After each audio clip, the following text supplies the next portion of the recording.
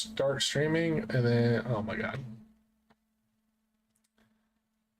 I don't understand. It just says streaming and then end broadcast. Whatever. All right, we'll restart. What up, everybody? Welcome to Selfless Little Gaming. This is Selfless Gaming himself. You guys can follow me on Twitch, Twitter, YouTube, Instagram, and TikTok. Today we're going to be breaking down the championship games and what we think is going to be going on this weekend with these key matchups. Little Jacob, go ahead and introduce yourself. Yeah, guys, this is Little Jacob. It's Little with the 3 instead of an E. You can also find me on TikTok, Twitter, Twitch. I was going to say Twitch, and I just said Tik. And also Facebook. You can reach out to me on the socials. Some of it's a lot of gaming content, but you can still feel free to reach out about sports too at any time. So let's break down just a couple of the games last week real quick. Bengals and Bills game. I was very surprised at the outcome of that game. Yeah. What were your thoughts on that game? It was just a complete nightmare for the Bills. They got their heads whooped. They went out there. They're at home. Granted, the weather was a huge factor, but both teams had to play on that, and especially when the first drive, you had Joe Burrow go out there, and the first drive he just made it look easy. I mean, effortless. They had a couple of big plays, a couple of pass plays, play action. They scored a touchdown. They drive it right down and score a touchdown, and then it kind of just seemed to play out that way all game. Josh Allen really didn't look like Josh Allen that we've seen all year or even last year in the playoffs. This was a completely different version of this team. I know that they had some injuries on the defensive side, and but the offense just never seemed like it could get going. Josh Allen wasn't really making some accurate passes. There was a pass that he could have got a Stephon Diggs for a touchdown, but it was just way too far. And it just was miscues after miscues. I don't know if it was because of the snow he couldn't see. But like, again, everyone has to play in that weather, and guys were able to perform for the Bengals. So yeah, this was just a complete, a complete whiff for the Bills. I'm not sure what changed for them in their game plan, but the Bengals came ready to play, and they switched on a different mode. The team that they faced in the regular season, that the Bills faced in the regular season before the game got canceled, that's a different team from when the Bengals showed up to that game, and got off the bus, because they really took it to them and whooped them. They made some really big plays, and a lot of the guys that we were talking about, like of course Higgins, Jamar Chase made some plays. That tight end that we're discussing, their tight end, he made some great plays for them. I love that guy, man. I love Hurst. Yeah, I mean he's a pretty good athlete. He's not the fastest guy, right? You're not going to see them probably get like a lot of really big wide open plays and shake someone down on running routes, but he does create space. He's pretty good at doing those mid routes and catching the ball inside the numbers. And when he does get the football in his hands, what he's really good about is that he's good about falling forward and getting those extra yards when he is getting tackled. So yeah, just overall outstanding by the Bengals. Pretty shockingly bad performance by the Bills, because we're not used to seeing them play this bad, especially in the postseason and after what we saw last year. I think like one of the biggest things, and I talked about it on last week's episode for the Bengals, is that you have such like a wide range of talent on that team between Tyler Boyd, Higgins, Chase, Mixon, what is it? Perryman, I think is his last name. The backup running back, Burrow. But like I talked about, a key factor in that game was going to be Hayden Hurst, because there's so much talent out there on that roster that is a guy that is often overlooked and not game planned for. And he actually is the one that can help extend drives. And there was 3 or 4 series where the Bengals got in a 3rd and 10, 3rd and 9 situation, and there's so much pressure put on by like Chase, Higgins, Boyd down the field that Hayden Hurst is able to pick up an easy first down that then extends that drive. And now that you're a Bills team on defense who's already struggling, now this team is extending the drive and eating up the play clock in a bad like environment as far as weather goes. It really was just like a true, like, not to be like create a pun here, but it was a true snowball effect in that game for the Bills. I I was very surprised at the outcome of that game. I thought that game was going to be the toughest game of the weekend, but the Bengals, man, they came out and just dominated.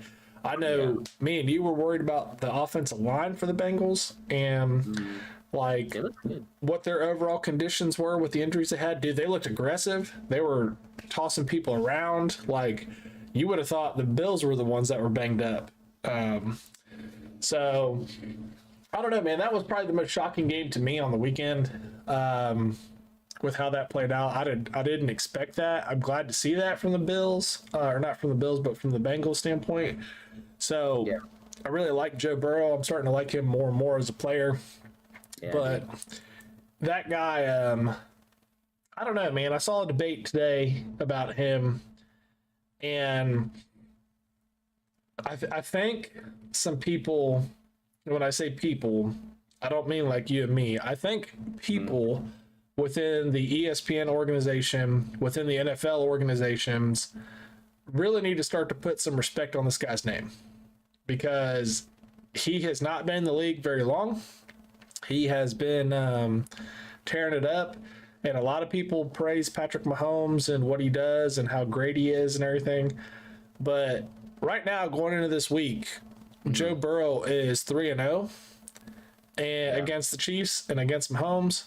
And if he beats him again and goes 4-0, I don't know how anybody can honestly say that Mahomes is better than Burrow, in my opinion, because the guy's shown it. Yeah, and I mean, just looking at the first two drives for the Bengals, right? First drive, 79 yards, make it look as simple as it can be, and ends with a 28-yard touchdown on Jamar Chase.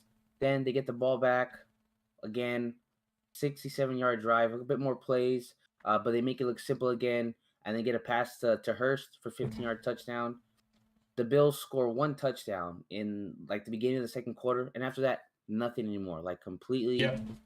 Just completely got shut down at the end of that by the end of the game. You know, the Bengals come back and score another one in the third, and probably would have scored another one in the fourth. And then they have two turnovers by the Bills in the fourth quarter. Yeah. You had the turnover on downs, which I thought was pretty extreme. They were lucky when they got that ball back after the turnover and downs, but then they just ended up throwing an interception. So it kind of felt like by the time that happened, that turnover on down, like the game was already over. 4 minutes is a lot of time, but it's not.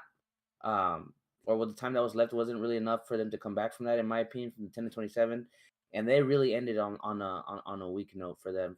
I mean, it's pretty disappointing and a crushing loss for them. Yeah. For going in 13-3, having high expectations, getting to where they did last year, and losing in that overtime thriller with Kansas City.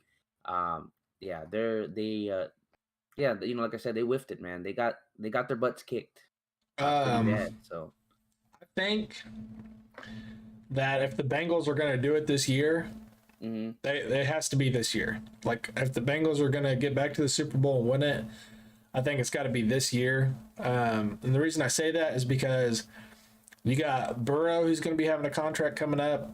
You got Higgins, who's going to be having one coming up. Boyd's going to have discussions. Then you're going to have Jamar Chase down the road and all that. So, and their defense, the past 2 years, they've spent a lot of money on their defense. And their defense is very talented. Like, their defense has not been given enough credit, in my opinion, on this season because their defense is tough. But they got a lot of guys that they went out to go get past couple years. So it's like, this is all great now, but like it's coming up to those discussions of who do we got to let go, who we got to keep and try to make deals for, because there's a lot of talent on that roster and they're not going to be able to afford all that talent.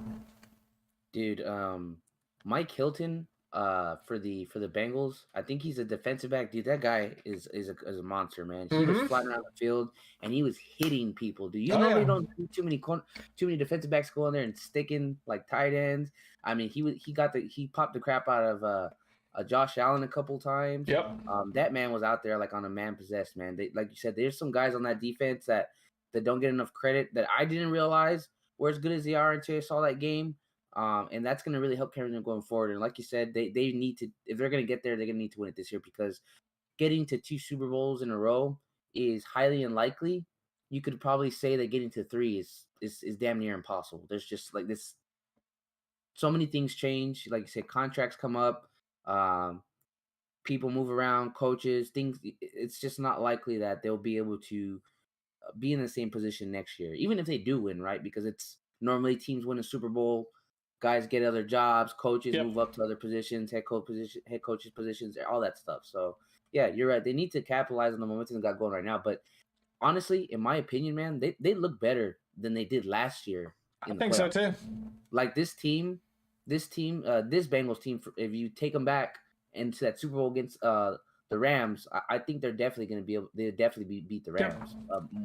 It would not be as close, I don't think. I genuinely think too the offensive lineman they got at the beginning of the year, I remember we were talking like, bro, I thought these guys were supposed to be better, like they're terrible and all stuff.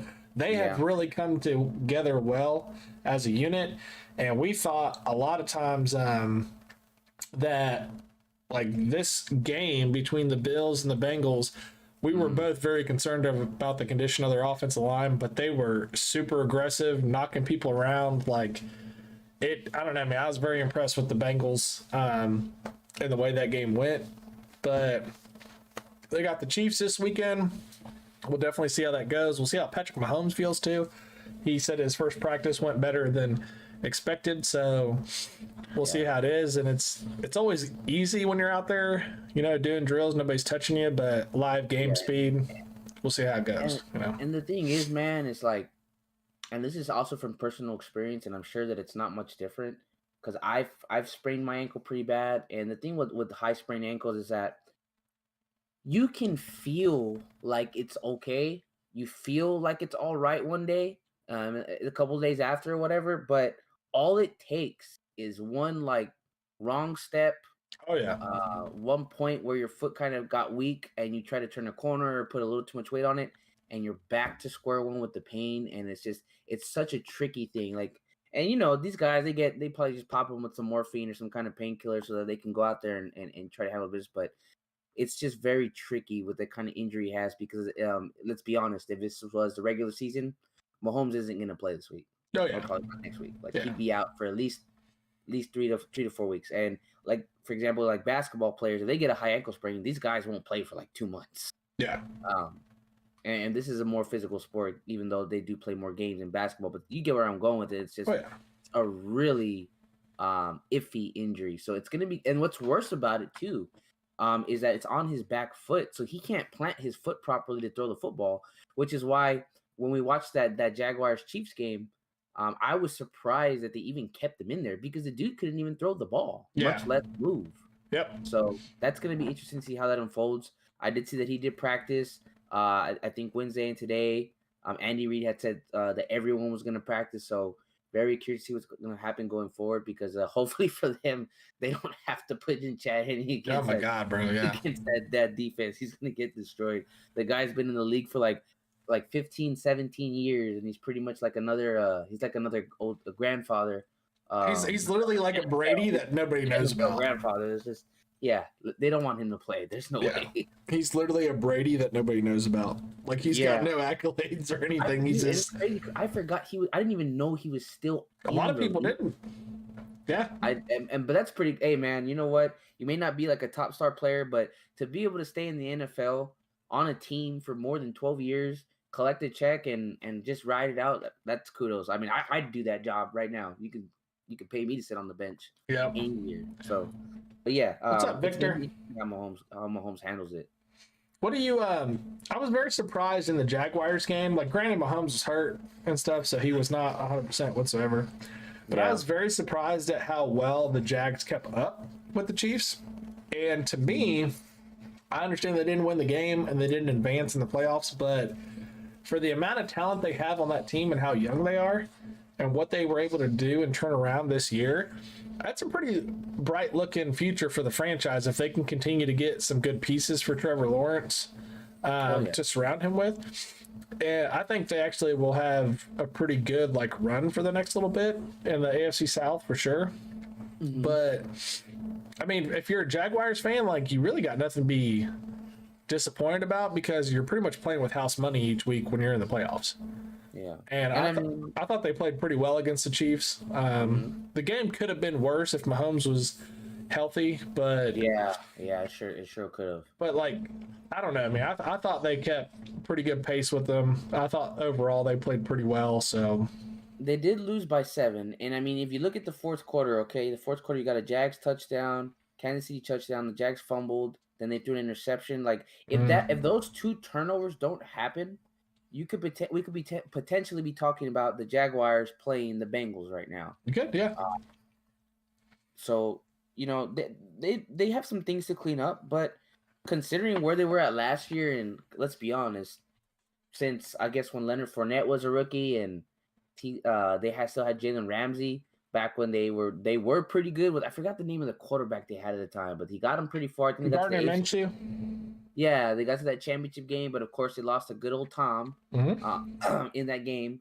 Since then, they have not been good at all. They had God, who was that quarterback? I can't remember who it was. See, I can't remember, but he was good that year. That was like probably the only year he was good, and he came out of college. He was a pretty hot commodity player, and that was like his big season. And since then, he's never really resurfaced. But yeah, and I still can't think of his name at the moment. But the Jags normally aren't very good, like at all whatsoever. So yeah, you're right. I mean, they had a pretty good season, and they'll probably just end up improving on where they left off from here. And maybe kind of fix some of the mistakes that they made, and they'll probably be right back in the playoffs next year. What are your predictions for this week's game between the Chiefs and the Bengals? Man, see, that's a tough one because again, it kind of comes back to being Mahomes' ankle, man. Is he going to be able to plant and drive and throw the football the way he needs to drive? Is he going to have the same arm strength? Is he going to be able to be mobile enough to not just be like a stick in the mud? Because that Bengals defense and that pass rush is going to be getting after it and coming after him. And that same guy I was mentioning earlier that was sticking Jared Allen a couple times, he's going to be coming too. And if Mahomes can't move, if he's not mobile, that's going to cause problems. If Mahomes can't drive enough off of his back leg to throw the football, it could cause him where he can come up short, where he's not going to be able to throw the ball as far with enough power that he needs underneath it. He could end up causing him to throw interceptions, be off on timing. It's really just going to depend on how healthy he is. If, let's say, in a perfect world, he's 100% fine, or at least plays like he's 100% fine, I think that it'd be a really close game. I would see it being similar in score or as close as the Bengals and the Jags and the Chiefs game was last week, where it was only a 7-point difference. Here's the other thing though. Here's a catch. The Bengals, I don't think they've beaten the Chiefs yet. I don't know. I do not believe they've been able to beat the Chiefs yet. You mean the Chiefs beat the Bengals? Yeah. No, isn't it? Have the Bengals beat the Chiefs? Yeah, they beat them 3 times. Oh, right. You're right. Yeah, the Chiefs haven't beat them yet. The Chiefs haven't beat them yet. Right, exactly. Yeah. So that's going to be another interesting thing to see. That's going to be another narrative to see. I honestly think that the team that gets more of the running game going, because let's be honest, the Bengals and the Chiefs aren't really big at running the football. They're more passing, but I think that the Chiefs are going to have to lean on the running game a bit more to help out Mahomes, especially if he's just not 100%, which he's not going to be 100%. There's no way with that ankle sprain he's going to be 100%. I think one of the biggest things that's going to stand out in this game is how will the Chiefs defense hold up, because that's still like a weak part of that team is the defense. There's times where they just completely lapse and teams can do whatever they want on them. A Raiders game earlier this year, that came down to last drive of the game, and the Raiders haven't been very good. Same thing with the Chargers. And the Bengals are very consistent on offense. They don't really turn the ball over a lot. They can get in these little spurts of penalties where they start adding up penalties against themselves, but they've been playing very well on offense. And I think that defensively, out of any AFC team, I think the Bengals match up really well defensively against the Chiefs. And that's what has posed problems for them in the past. So I think personally, the Chiefs defense has to play lights out, and they have to be extremely disciplined this weekend. The other thing too is I'm going to go back and say it again like I did last week. I think Hayden Hurst is going to be a very key impacting player in this game. Yeah.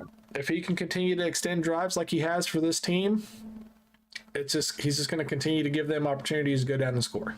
And I just don't see, like, I get it. The Chiefs are 14-3. Their defense pretty tough, but I just don't see them having an answer for Jamar Chase, Higgins, and Boyd all at once. Like that three-headed monster is already enough. And then you have someone like Joe Mixon in the background that you can throw a swing pass to, a screen, you can hand it off to, and he can make big plays.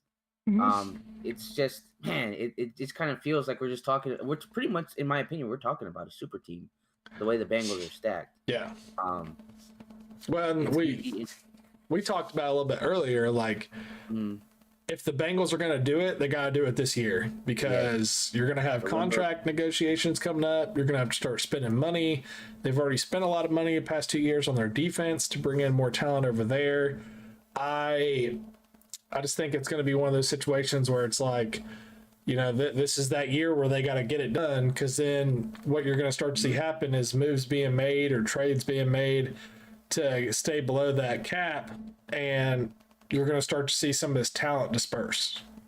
Yeah, and I think for Mahomes too. Look, and this might be a little bit of a controversial opinion, okay? And I could be wrong, but this is a big legacy game for Mahomes, because I feel like if Mahomes can't get to the Super Bowl and win the Super Bowl season,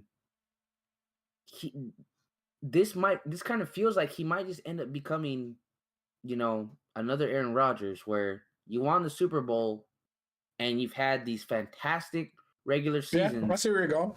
But then you're getting to the moment to where you get a chance to go back or to win it, and you just can't do it. And if man, dude, if Burrow comes in here, goes to his second Super Bowl in a row and wins one, that's crazy. See, like he hasn't even played as long. So you say that about Mahomes and like this being like a legacy game for him.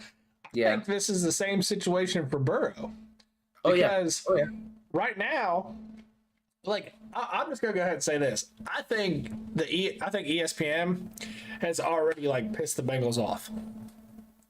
All right, and the reason I say that is because they put out like the analytics of teams advancing to the Super Bowl, and it was like the Chiefs are a 67% chance favorite against against the Bengals, and like Bengals only have a 33% chance to win. And I was just like, bro, whoever's coming up with these stats, you need to get them drug tested, because they're high as hell if they think that the Bengals only have a 33% chance of winning.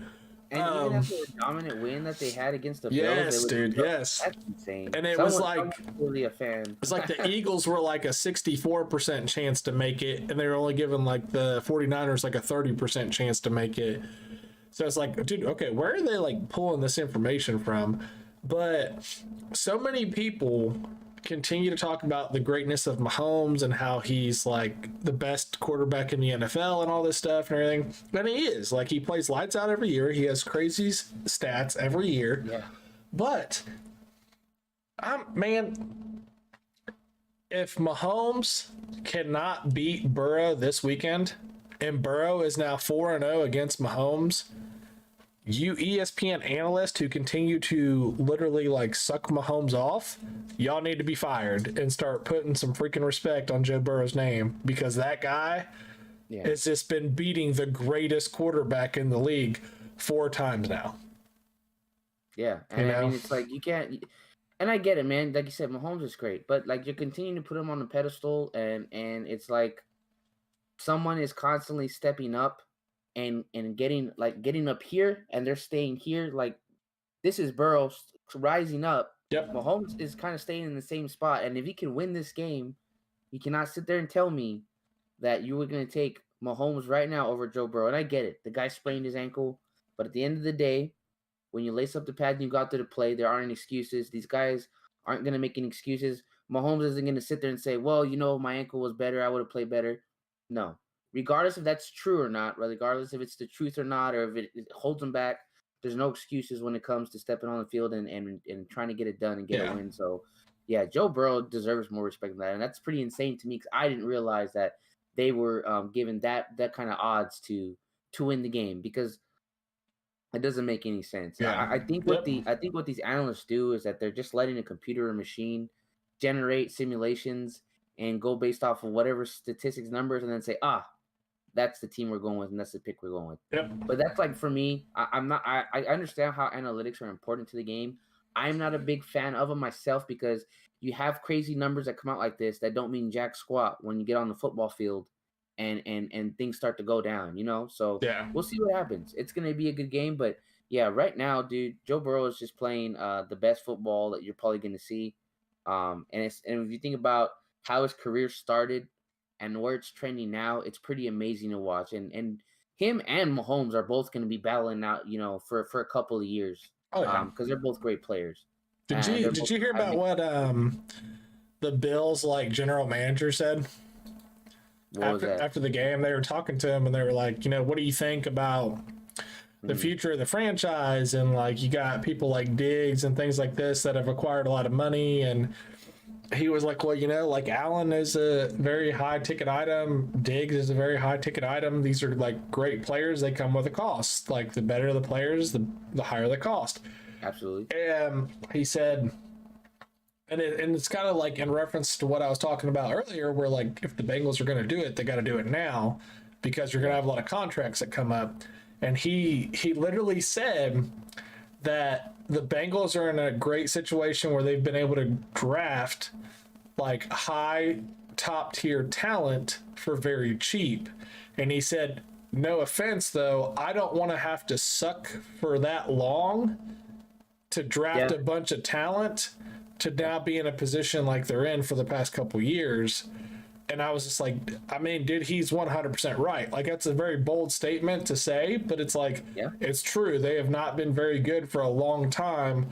They have acquired a ton of picks over the past few years. And then they started going out and spending money on their defense. And now you're seeing what's happened the past 2 years. So it's they got to do something with it now, because next year or two, a lot of that talent's going to start dispersing across the league and stuff. So they're going to want to get paid. And for those who may not know, unlike a sport like baseball where you can just pay guys whatever the hell you want because you have the money, it doesn't work like that in football. Yeah, they have a cap rule. You can only pay guys so much money. So at some point you have to delegate. Okay, who am I going to prioritize? Unfortunately, not everybody is going to be able to get paid what they wanted to get paid. Not everybody's going to be able to get the guaranteed money that they feel they're deserving to get and probably do deserve to get. Hence, not everybody's going to be able to stay. So they do need to get it figured out and find a way to make things happen now, like we've been talking about, because these kind of teams usually can't stay together for very long. And right now you're seeing a Bengals team that's probably the best Bengals team of all time that we're potentially looking at when you really look at the roster, the kind of stars that they have and what they've been able to do. And if they can win a Super Bowl, that's going to be, this is going to be considered the best Bengals team of all time. And I definitely agree with that. Yeah, Victor. Yeah. And football and basketball, there's cap space that each team has. So they have a lot amount of money and stuff. If you go over the cap space, you can technically go over the cap space, but you get fined extremely heavily for it. So last year with the Rams, they went way over their cap space and they ended up paying a ton of fines. And then when they had to look at guys deals this year, they were already way under the cap space, but because of the fines, their cap space became lower for this year. And that's why you didn't see Odell Beckham come back. They traded off some guys that were key players for him last year to help reduce that cap space and save money on the fines. And they were awful this year. They sucked.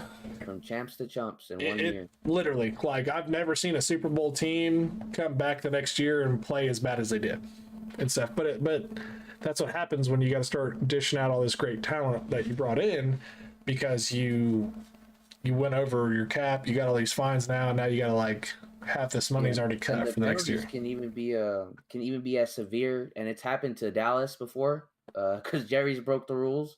And I think the Redskins too, or what was the Redskins? They're watching Commanders now. Well, one of the severe penalties you can get is they'll take away your draft picks. You don't get no draft picks, buddy. So you can't draft no new talent, no players. Yep. So yeah, it can be pretty steep to break that cap space rule for sure. Let's transition over to the NFC. Dude, there's really not much to, like, in my opinion, talk about with the Eagles Giants game. The Eagles, like, we talked about it and we said sometimes a rest is exactly what a team needs. Sometimes it can hurt them. They can come out sloppy. Yeah, Bro, the Eagles, like, the two sides of this coin, okay? The first side is the Eagles looked freaking scary with how well they played and how fast they came out, put up points, and just took it straight to the Giants. yeah. But then it also looked on the other side of that too, it was like really almost like midway into the second quarter, that team just looked defeated. They were like, we had a great year. I'm over this. Let's just get this game over with and go home type deal, you know?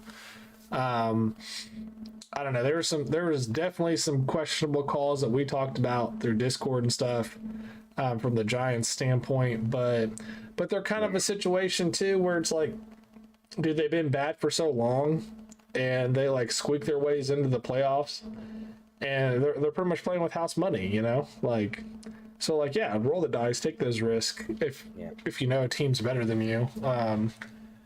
But yeah, some of it was just like, dude, what are you doing? Like, this is way too early to be going forward on 4th and 7. And you know, I'm not. Look, I'm a Cowboys fan. Obviously, I don't give a piss about the Giants, and I could care less if they freaking lose every game and don't score the entire season. But what I just couldn't understand, and it kind of was like making me upset because I want to understand, but I couldn't.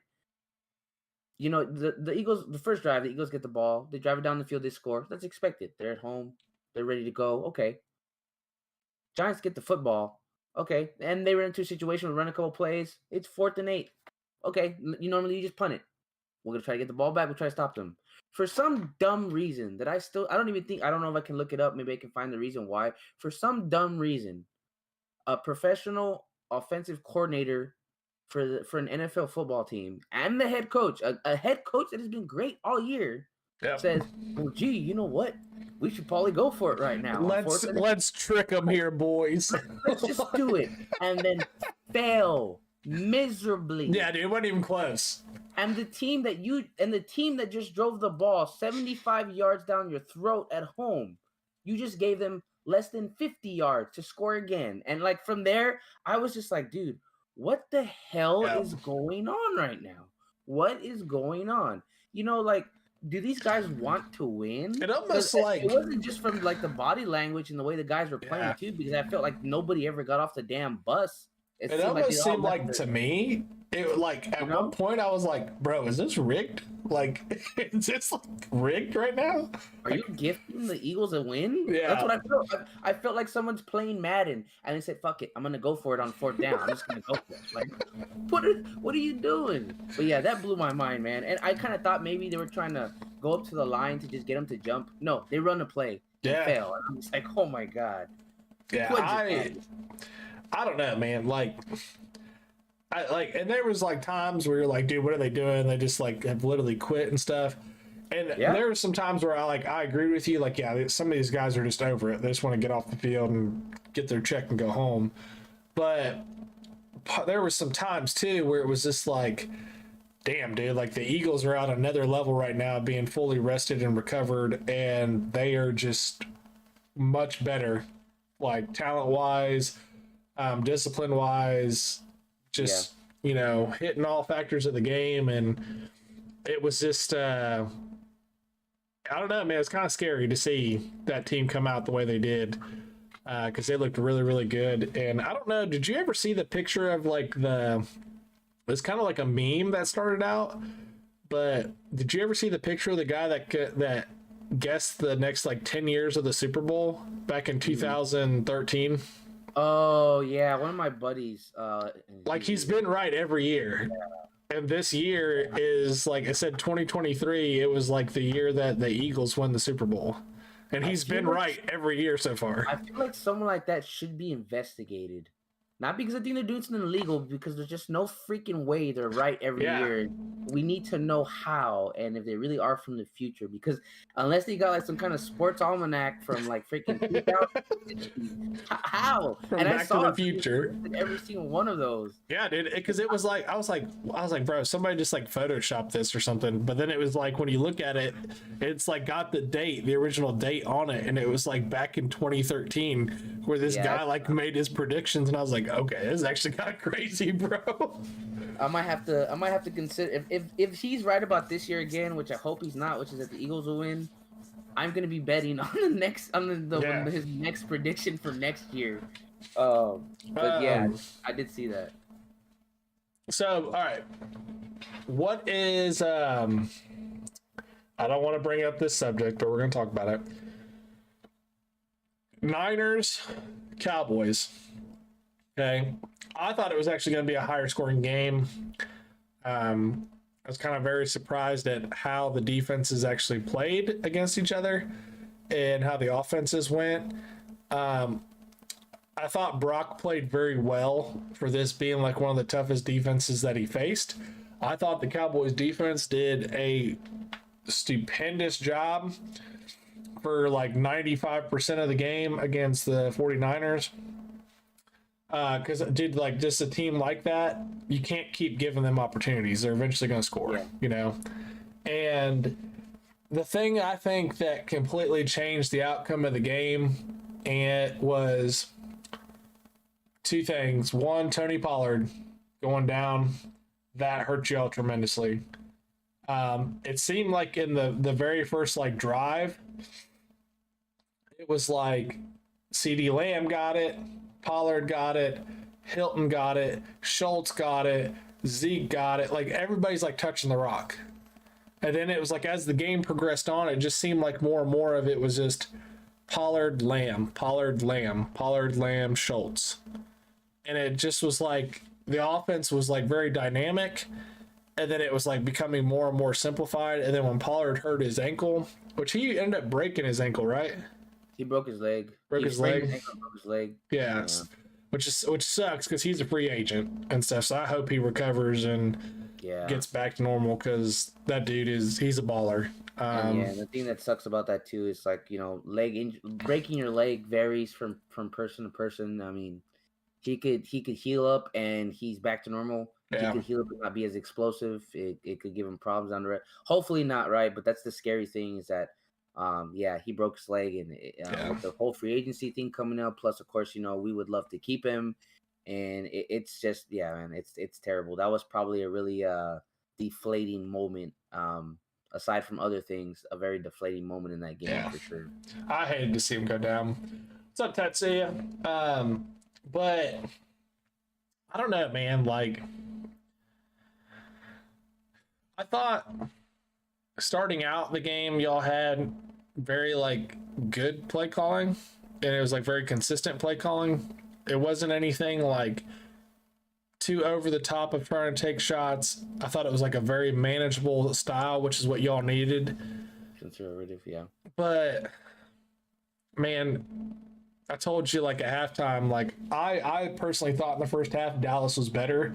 Just got to stop turning over the freaking ball, man. Like, and I like Dak as a person. I think Dak's a great guy, but the dude led the league in interceptions this year, and you know he looked amazing during the Tampa Bay game and the Buccaneers, but that, like, to me, it showed how bad the Buccaneers were in this game. And it's like some of the stuff that you saw, it was just like, what are you doing, man? Like, you don't have to force things. I felt like he was trying to like force stuff sometimes. You don't like just. Man.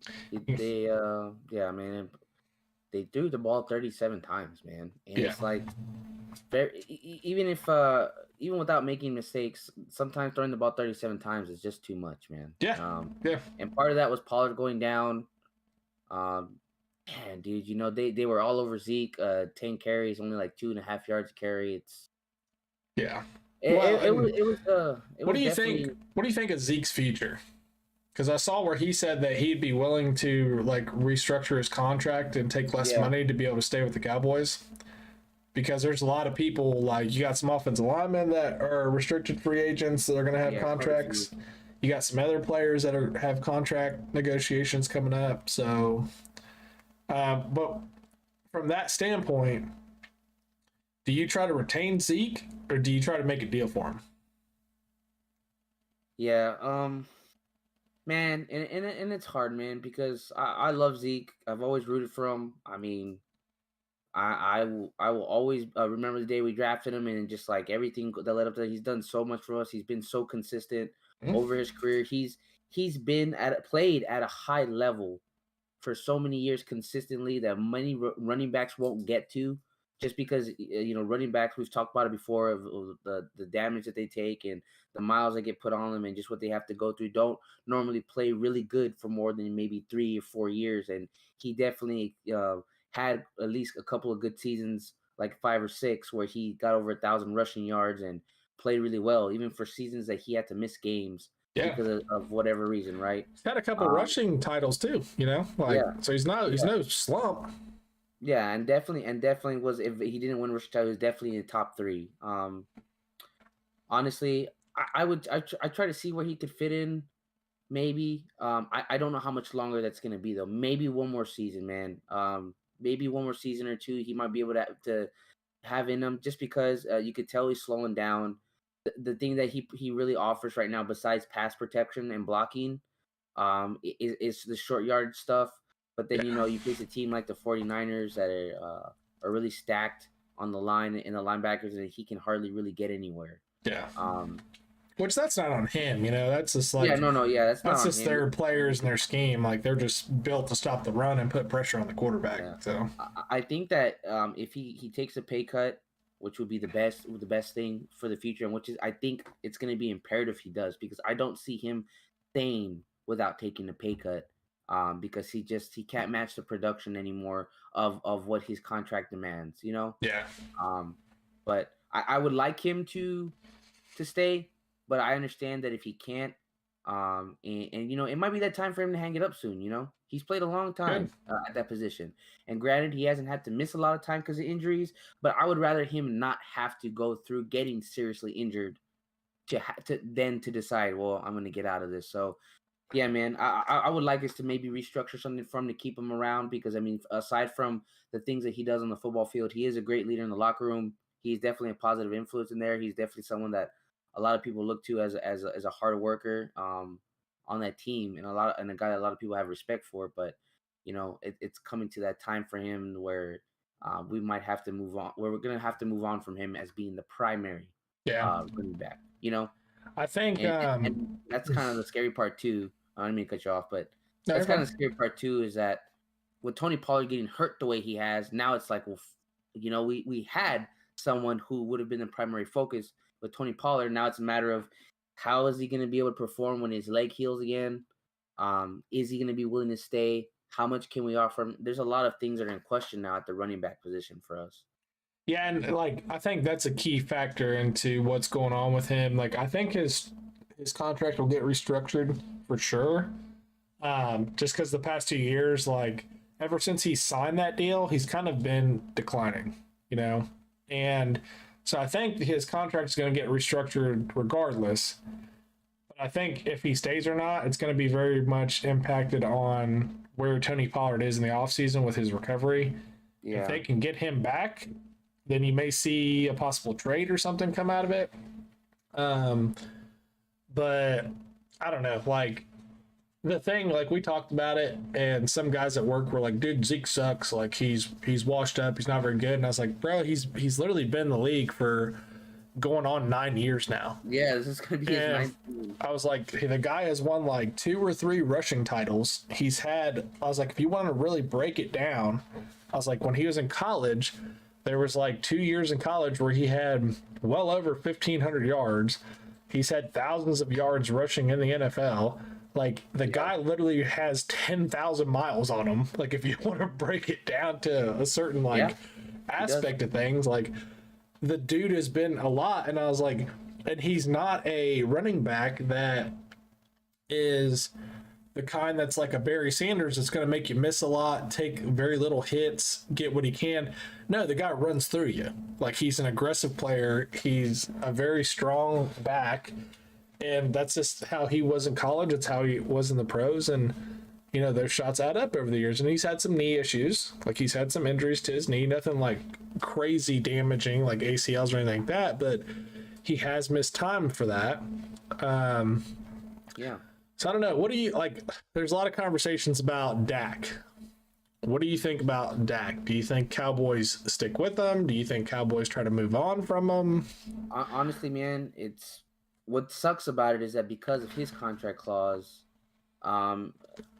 essentially we are kind of stuck with him. I mean, unless another team would be willing to trade for him and take on his contract, which I don't see that happening. Yeah, we're pretty much stuck with him.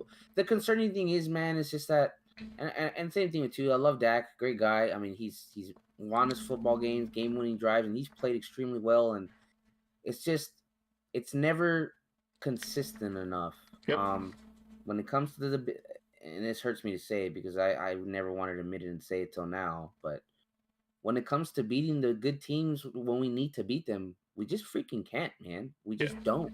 And with Dak, it's like this is his going into his 8th season, and you know, he's making mistakes and doing things that he was doing in his 3rd season, and which at that time was excusable because it's like you just got into this game, you're a rookie, you're still essentially fresh coming from your rookie season, 2 years off, whatever. But it's like, man, going into a 9th year, going to 8th year quarterback, you can't be making the same mistake. And I feel like that entire last stretch from when he came back from that injury was just him playing and making mistakes like it was in year 2 or 3. And then I think before the playoffs started, he said, you know, that run was just kind of me making rush decisions and rushing myself, and I need to get back to playing how I used to be. But he only did that for one game, which is Tampa. You know, if nothing's open, do what you used to do when you're younger. Use your legs, man. You can still run. There's still space to move. Don't force the pass if there's nothing there. Just get out. At least, even if it's only getting 4 or 5 yards on your feet, just do it. I don't a lot of these young quarterbacks, a lot of these quarterbacks that are mobile, they run, they move, and that's where they've been successful. Jalen Hurts, Mahomes, Josh Allen. Yeah, they extend the drive with their feet. Yeah, they extend the drive with their legs, and it seems like there's times where instead of doing that, he's just forcing the football somewhere that it doesn't need to be. I've kind of noticed this trend, and I'm not trying to like bash on the Cowboys because, like, I mean, dude, honestly, like breaking it down this year, like y'all had a really good year. I can't remember, like, what was your all's final record? It was what, 13-4? Is that right? Yeah.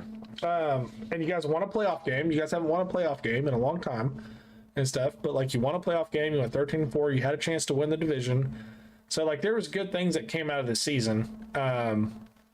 You guys like definitely improved from last year, but like, I don't know, man, just ever since the 90s when Aikman and them won the last one in 96, it's literally just kind of been this cycle with quarterbacks of like, you get certain quarterbacks, you start to develop a good roster around these quarterbacks. The quarterbacks play really, really well. And then it's like in big games, they find a way to lose. And it was kind of the same thing with Romo. Like Tony Romo was a good quarterback, but then it was like in those big games where it comes down to like, dude, we need you to perform at your highest.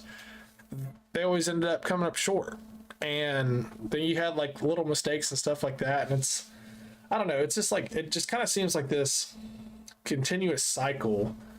And I don't know if that is like, from like a player perspective, I don't know if that is a offensive like coordination perspective. Like, I don't know. It's just, but it's like, you're continuing to see the same product get the same results. Yeah. And at some point you just have to say to yourself, like, something has to change because we're literally just getting the same results all the time. And I don't know what that is. Like, I don't know if it's Dak. He did not have a good year this year, like statistically. But But I don't know, man. Like, it's just weird. And it And just feels too to me, like personally as a fan, like I feel like somebody somewhere, someone did something freaking wrong or wicked or evil to where we have a curse. Because it seems like we have everything rolling, right? I mean, we're going to the playoffs. We have this great game against the Bucks. What happens? All of a sudden, Maher just gets his ability zapped like it's freaking Space Jam, and can't even kick freaking extra points to yeah, save his life. Like if he's never done this in his life, suddenly out of nowhere, our kicking game is crap. So because of that, we go into this 49ers game. We have no confidence in Maher. He's going to kick that first freaking extra point, and even if it didn't get blocked, he still would have missed it because it was going yeah, to the left. yeah. And That one was not gonna be good. and dude, and I don't understand it. It's like whenever we have something good going, whenever things are going well, it's always something that just creeps its ugly little head out of nowhere, and that just seems to bite us in the ass, and it's every freaking year. And it's just like it's the kicking, it's just Dak out of nowhere just becoming a turnover machine. And Yeah, uh, then in this game, another thing that like bothered me, I felt like where the hell are all our receivers? CD Lamb caught like 10, 11 catches for over 100 yards, which is great. But do you know why? Because nobody else was catching the freaking football. Michael Gallup had 0 catches. but see, 0. that's what I'm saying too. Though is like it seemed like the first drive, everybody was like touching the ball. There was like so much involvement in the offense, and then all of a sudden it just turned into, it's like as the game progressed, it just turned into, okay, we're gonna go Pollard, Lamb. Okay, we're gonna go Lamb, Schultz, Pollard, Schultz, Lamb, Pollard, Lamb, Schultz, Pollard, Lamb, Zeke. It was just like, what is going on here, dude? Like, it just seemed like everything became more and more and more one dimensional as the game progressed on. And that's what I noticed was like, I didn't know if it was like trying to be more conservative because the game was tight and like he had some early like turnovers and stuff. And they're trying to like protect him and like protect the offense. But I don't know. It's very bizarre. Yeah, and that's why I can't completely blame the whole thing on Dak, even though 2 interceptions, because it's like some other guys didn't even show up, man. Mm. That's how I felt. Like the defense showed up. That's another thing that bothers me too. Defense played really well. Second year in a row, we have a stellar elite defense, and guys on the offense just don't show up for them. They're just making stops. Dude, there's no way that we, like I was saying before, there's no way that we lose to a rookie quarterback to go to the NFC Championship game. And what happens? There was and it's for several reasons that aren't just Dak's fault. But yeah, man, it just kind of seems like we're cursed or something, because it seems like there's several things that just rear their ugly heads out of nowhere when things we need the most, when things count the most, and it just goes to crap. You know, it just goes to crap. Last year to the 49ers. One thing I'll say about your defense, and I think it's kind of like a weak point in your defense, and I think teams know that, is Diggs has to be more aggressive. And what I mean by that is like there's times where if he would actually throw his body into people, he could break up plays. Because like last year he had such a great year, it was like the dude either got burnt for a long pass or he's picking it off. Yeah. And it's like I think he still kind of has that mentality of like, oh, if I can almost get there and pick this ball off. But like the George Kittle pass, where George literally like bobbling the ball and all that stuff, and he literally just like goes and kind of like ducks his head and shoulder running in front of him. It's like, bro, you got to blast him. Like that ball is being tipped around. Like you got to go put your body through that guy. You got to And he kind of has done that throughout the year where he'll try to like push somebody with his hands, or he'll like try to turn and kind of like bump them. And it's like, bro, go tackle him. And I think that's kind of something like, because that would change that whole offensive series. That would have been a punt. And I don't know, man. It's just so many little things that like. And something else that I saw about that particular play too, because that's what kind of sparked George Kittle, was that he should not have been able to legally catch that pass because he wasn't an eligible receiver on that play. The way they set up, because I think Greg Olsen was talking about it too. Like he was mentioning about how the way where he was lined up on the field, for him to like sit there like a blocker back there, like if he's a lineman, and then take off like how he did, was something that he thought that there should have been a flag for, but there wasn't. I mean, it doesn't matter now, Yeah. but I did think that was interesting how if you go back and look at that play, that probably should not have been allowed to happen, but it did. And then another thing too, like to your point, that's a pass that he shouldn't have been able to catch because somebody should have been right there to make a tackle or to attempt a tackle to get that ball out of his hands, because there's no way that you're gonna let a guy bobble the ball that much like he did in that moment and just catch it like if it's a high school game, which is what ended up happening. So yeah, man, there's just a lot of things that happened in that game that it's just like, you got to be kidding me. There's an interception that Diggs dropped that he should have got. There was like this pass that CeeDee Lamb should have caught over the linebacker that was just like that one pass that Diggs dropped, that could have been a huge momentum swing.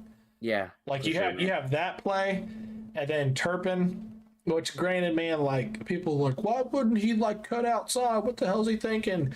It's like, dude, this guy's running full speed in the middle of a game, and he's trying to like redirect himself and figure out where people are, and nobody's going to be perfect in that situation. But like, if he like cuts outside, he's scoring a touchdown, and it's like, but that's just, I mean, hell, it's like, even after that play, you got the ball at the 50-yard line to start with, you know? Yeah. I want to talk about this last play though, because like everybody's. There's always like something with the Cowboys in a play, you know. But I'm gonna pull this down here real quick, so we're gonna kind of be covered up. Can you see this at all on the? I'll be honest with you. I was pretty upset. And it was already like later. It was like almost 9, and I normally try to go to bed to get him, get up early in the morning, go to the gym by like 8:30. So I was like, man, there's like 10 seconds left, and so I didn't see that last play till the next day, but then I did. And so some people are like, what the hell is this formation? So for those of you that don't know, this is the last play of the game for the Cowboys. There's 6 seconds left. Okay. They got to pretty much do a Hail Mary, but where they're out on the field, they can't throw a Hail Mary. All right. Like Dak can't get it that far. So right here, the center is Ezekiel Elliott. Okay. And a lot of people are sitting here and they're like, why would you line up and run this? Well, the reason you have this formation, and I actually talked to the guys at work about this, and when I looked at it and I broke it down, I was like, explained to him, I was like, this is what I think is occurring in this situation. Give me a second.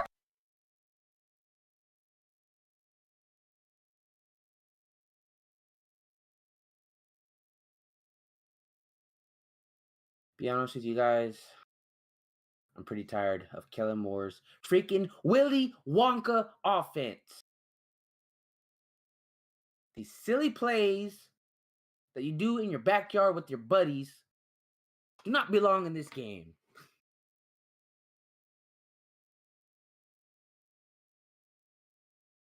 You're still muted. I was breaking this down for the guys at work. Okay. Yeah. And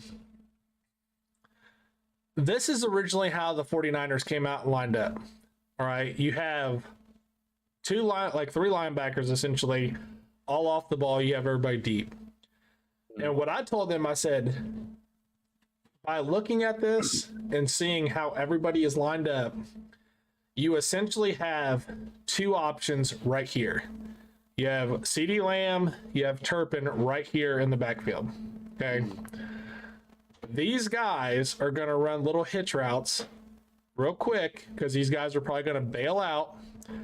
And let's say he throws it to CeeDee Lamb over here, up here in the top. You now have your probably second best player on the field that can now run behind him and get behind these offensive linemen and tight end. So you're essentially trying to spread the defense out as far as you can, get a quick hitch, pitch back to Zeke that can possibly make a play down the sideline or down the field. And then as stuff like moves over this way, you guys got guys that follow up behind. And then you have Dak and these guys follow behind him. Okay. Yeah. Like it's a simple backyard, throw it around the yard, lateral play, but you're dictating which side of the field to go to. So if you look at it from here, you already have one person over Zeke, 2, 3, 4, 5 on this half of the field. All right. You have 1, Two, the rest are deep on this side of the field, which is why he went to Turpin. Okay. What people don't understand, though, is the 49ers saw them come up and line up in this. And then, boom, they call a timeout. They come back up and line up in it. And look at what happens here. Zeke literally gets blown up at the line. And now your option to lateral it back is nowhere there. So he gets destroyed at the line. They put pressure on Dak. He throws here. Most likely Turpin was supposed to catch his ball and lateral it to Zeke to come back over here, where now you have blockers out in front of him to get down the sideline. Yeah. But he got absolutely destroyed. And so many people are like, that's such a stupid play and all this stuff. It's like, but for me looking at it as a coaching like perspective and stuff, I was like, dude, that's actually like a pretty good setup because you're dictating which side of the field they have to guard. And with CeeDee Lamb over here, look at how many guys are already around CeeDee Lamb because he's been torching them all night. So, like, I could be 100% wrong on that too. Like, and Kellen Moore could be like, hey, man, what that guy said actually made sense, so we're just going to go with that. But, like, but to me, that's what it is like, we kind of did something similar in high school one time where we did a funky formation, but we had our second fastest kid hike the ball so that way he could literally get out to the side so to be the guy to lateral it back to in the event that we had to. Like, that's basically what I'm breaking down from that play. It sucks, man. I will say this personally. I think if the 49ers come out and play the way they did against the Cowboys, I think this will be a very easy game for the Eagles, personally. I felt like both teams didn't play very well or like up to their potential in the Cowboys and Niners game. But if the Niners come out and play their capability, I think they very well could beat the Eagles. So what are your predictions for the 49ers-Eagles game? What do you think the score is going to be? Man, well, assuming that they play a bit more effective and can get guys like McCaffrey, Debo, and Ayuk more involved in the game, which they weren't able to do against Dallas. Man, that's a tough one, man. Both have really good. I mean, obviously, in my opinion, San Francisco definitely has a better defense. They're going to make things tough for Jalen Hurts and that run game. I don't think they're going to have any run game. It's going to be hard to come by. Man, you know what? I can see, and this is even crazy to think about, but just because the setup that Purdy has around him, you might end up seeing a rookie quarterback go to the Super Bowl, man. They might end up just winning and winning to me maybe something like 28, 24, 27, 24.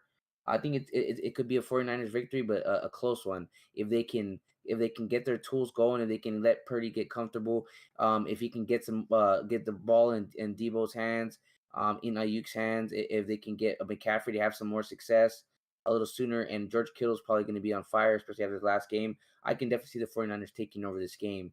I know Philadelphia won't let it be easy, but I can definitely see San Francisco pulling it out by 3 or 7 points. Yeah. I mean, I agree with you. There's a lot of talk right now where like Garoppolo is probably going to be healthy for this game. And a guy asked me at work, he goes, all right. He's like, Pat, Garoppolo's healthy, he comes back. What do you do? And I was like, that dude is sitting on the bench eating his damn popcorn. Like, I'm not putting him in. I was like, the only way Garoppolo plays is if the 49ers are like up big on the Eagles and you have time, like a good enough cushion in the second half, you put Garoppolo in to get some live game reps to knock that rust off. So that way, in the event that you do have to pull him out in the Super Bowl, he's not rusty in the Super Bowl. Yeah, absolutely. Like, that's the only time that Garoppolo is going in. You've been riding this Brock train. The team loves him. The guys have literally rallied around him. You don't mess with that chemistry, man. Like, I agree. That'd be pretty crazy to do. Yeah, you don't do that. I think I'm kind of honestly with you, man. I think it's going to be a close game. If both teams play to their potential, I like the Niners a little bit more than the Eagles, because I think that the defensive line can do a better job of pursuit and corralling Jalen Hurts than what other teams have been able to do. And Nick Bosa, man, he's just a beast. Like, he can chase you down. He's very much a Micah Parsons for them. He can put pressure on the quarterback. He can chase you down. It is interesting to see, though, the defensive lineman that got arrested. I don't know how to pronounce his last name, but it's like Omukia or something. Oh, yeah. He got arrested, so it's very interesting to see how that's going to play out because he is a big part of that defense. Yeah. But I think your score of 27-24 is actually pretty doable. I could definitely see that. But yeah, I think the 49ers could actually be going to the Super Bowl. But you guys heard it here first. It doesn't matter because Joe Burrow is going to take the Bengals and ride all the way home to Super Bowl. Right, baby. Take it back to Cincinnati. What do you think the score of that game is going to be? The Chiefs Bengals. Okay. So in a perfect world where Mahomes is healthy enough to at least be able to throw a good ball, right? Man, that's gonna be a tough one. I think I see that one being like really close too, though, somehow at the end. I feel like if Mahomes is at his full potential, it'll probably be something like 31-28 around that range. But if Mahomes doesn't really have the kind of power he needs in his throws or has issues with that ankle and it really isn't up to par for what he typically is, I could see the Bengals maybe winning by like 10 or 2 touchdowns. Yeah, I think, man, I think the Bengals have... It could be maybe 28-17 for them. Bengals have honestly averaged around 27 points this year. Yeah. And they've been very consistent around that margin. So I'm going to go 27 to... This is very dependent on weather, too, because Kansas City's weird. You can get a lot of rain, you can get a lot of snow. I'll give some respect to Mahomes. I want to say 27-17 if they did lose, because Jamar Chase is going to get his. For sure he is. You could definitely see Higgins getting a touchdown. They're going to score at least 4 touchdowns that game for the Bengals. I just know that they are, because that's the kind of team that they're built. So it's going to be a matter of the Chiefs are going to be able to match that. I mean, don't get me wrong. They still got Travis Kelce. Still got Juju Schuster, who's pretty quick, and a couple of other guys. But again, it's really going to just depend on how well Mahomes can play up to his true ability. I'm going 27-24, man. That's what they went last time they played. They were at home at the Bengals, and Bengals won 27-24. And I don't know, man. These teams are very well balanced and matched. Yeah. It looks like the Chiefs are around 27 to 30 points as well. So I don't know. Your score could be pretty spot on though too. 31-28. I could see that happening. Yeah. Well, I hope they're ready, man, because the Cincinnati Bengals and Joe Burrow and company, I mean, they're coming like bats out of hell right now. They're on fire, man. So did I send you that TikTok earlier today of Jamar Chase and Higgins? Yeah. With the snow and stuff? Yeah. They're like, yo, man, it's my first snow game, and it's playoff. Let's go, let's get it. And then it's like the third quarter or something. They're all bundled up. They're like, man, I know some people are all about the snow and stuff, but I'm not one of those people, man. This shit sucks. Yeah, it sucks, man. Yeah, it sucks. I mean, it's fun maybe for an hour, but once you get out there long enough, your shit starts going numb, and nose runs, your lips are getting cracked. Yeah, you don't want to play in the damn. It was just so funny how excited they were that it was third quarter. Man, this shit sucks.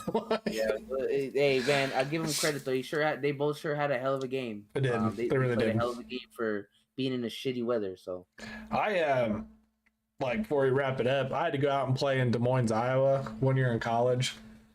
And the guys that handle all of our gear and just basically pack all the gear, all the stuff up, they didn't check the weather. And they had We had a snowstorm come in, and it was like 35-mile-an-hour winds, Oh, snow slash like sleet, and they didn't have any of our like winter gear packed. So it's literally just like me and my normal like Under Armour short sleeve shirt, and oh, bro, shit. it was so cold. It hurt so bad. And like after Yeah, the dude. game, I remember I went in to go shower, and it just felt like someone was like stabbing me because my skin was so cold and stuff. And I was like, bro, I'm not even showering. Like, screw this. I'm just getting on the bus. Yeah, and when it's cold like that, man, when and if you never had to experience this, anybody, It was rough. then good for you, and I hope you never do. But when it's cold enough like that, and there's pretty much like icy wind, it feels like you're being like hit with razors. Yeah, Like it sucks. it's like a sharp pain of that cold wind just hitting your skin. Yeah. It's not fun. It was dude. that was actually one of my best games I've had there too, like in my career. But it was one of those things like when you're in it, you don't realize it until like you stop. So like at halftime when we went back in, it was just like, oh my god, dude, this is so bad. And then like you have to go back out in it. That's the worst part. Yeah, and the stuff. adrenaline wears off. Yeah. So, for sure. but that's gonna wrap it up for us, guys. We appreciate y'all, Victor, Tatsuya. Thank y'all for hanging out in the chat today, popping in. We appreciate those of you guys that are leaving those likes, those comments on the videos. We do appreciate you all. But yeah, we're gonna wrap it up. This is your championship games. Real quick, both games are played on Sunday this week. I believe the first one is at 3 p.m. and that is the Niners and the Philadelphia Eagles. Yes, 3 p.m. on Fox. And then the AFC Championship game between the Bengals and the Kansas City Chiefs is 6:30 p.m. on CBS. Yeah. So, but yeah, we definitely appreciate y'all. You guys definitely get down in the description channel if you guys are new here. Click on those socials. Go check out Little Jacob and myself. We do a lot of stuff on our socials and everything. We'd love to interact with people. So definitely check us out. Hit us up with any questions, comments you have. Leave them down here on the video. We love to answer those and get back to you and everything. But we appreciate you all. Once again, I am selfless_gaming. You can find me on Twitch, Twitter, YouTube, Instagram, and TikTok. Little Jacob, close it up, buddy. Yes, guys, Little Jacob, this little with the 3 instead of an E. You can also find me on Twitch, TikTok, YouTube, Twitter, Instagram, and I also have a Facebook page, gaming page. If you want to reach out to me on there, whether it's about gaming or sports, I will be available. Feel free to reach out. And you guys continue to take care of yourselves, continue to take care of each other, and we will definitely catch y'all next week. Peace. Later.